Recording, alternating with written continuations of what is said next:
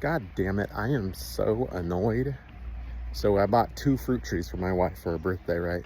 And this morning, everything was fine. I planted them myself this morning. Let me show you what happened. A deer got a hold of them. This is the apple tree. It did not eat much of the bark. Now, does it eat it or does it rub it? I think it eats it, right? It did break a branch. You can see I cut that one off right there. And it ate the leaves off the bottom part of the tree. The top one was fine. My guess is that he started with this one when he was nice and hungry and got full, and then went over to this one and didn't do as much damage. Either that or he has a preference for contender peach trees. This is my sweet little peach tree. Look, knocked all the leaves off, and check out the bark. He or she peeled the bark right off of that. Here's what it looked like before. Yes, I had this guard on it, I guess for that reason. I was more concerned with things rubbing. I didn't know. Well, lesson learned here. Look at this thing. He shaved all of the bark off of it. And I don't know if this peach tree is gonna make it. You're looking at a fence here because obviously I put up a fence after the fact. Yeah, I did that like an hour ago, and the leaves are fine. The leaves are gonna fall off anyway in the fall, but there were broken branches too. I clipped those off, and I'm just concerned about the bark. So you can learn from my oversight, my mistake. Build yourself a fence 6 foot tall so that deer can't do it the moment that you plant it. This thing's been planted for 2 or 3 weeks now without the deer noticing, and it just wasn't really on my radar. I was worried about wind, I was worried about watering it, and I forgot to check for deer, defend against the deer.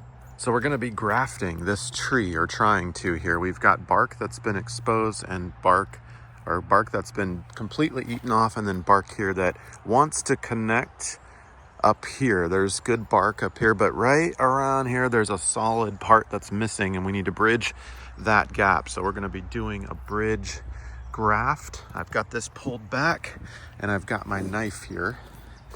And what we're gonna do is create a little pocket about right.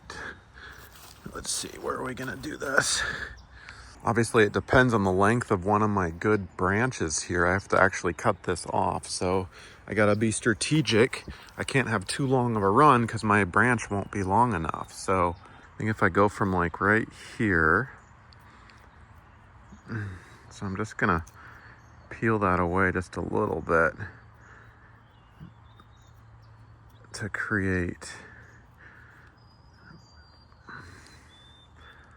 a little place for my graft to go onto. Okay, so I've got a little shoot here, a branch taken off. We've got it kind of angled here like this, cut out. Do the same thing for this side. I'm gonna put this side kind of right there, and it'll follow up, hug that. I'll cut it off and create another little pocket right there. And I'll slide that end up and then secure it here, bend it slightly, fold that over, and then wrap it with tape. All right, that's pretty tight. Leave it like that. Okay, got another one right here. We got 2 going up. So I'm gonna apply a bunch of this healing stuff now, kind of wrap it all over the exposed bark. A nice thin layer everywhere. This is gonna protect it from bugs and disease.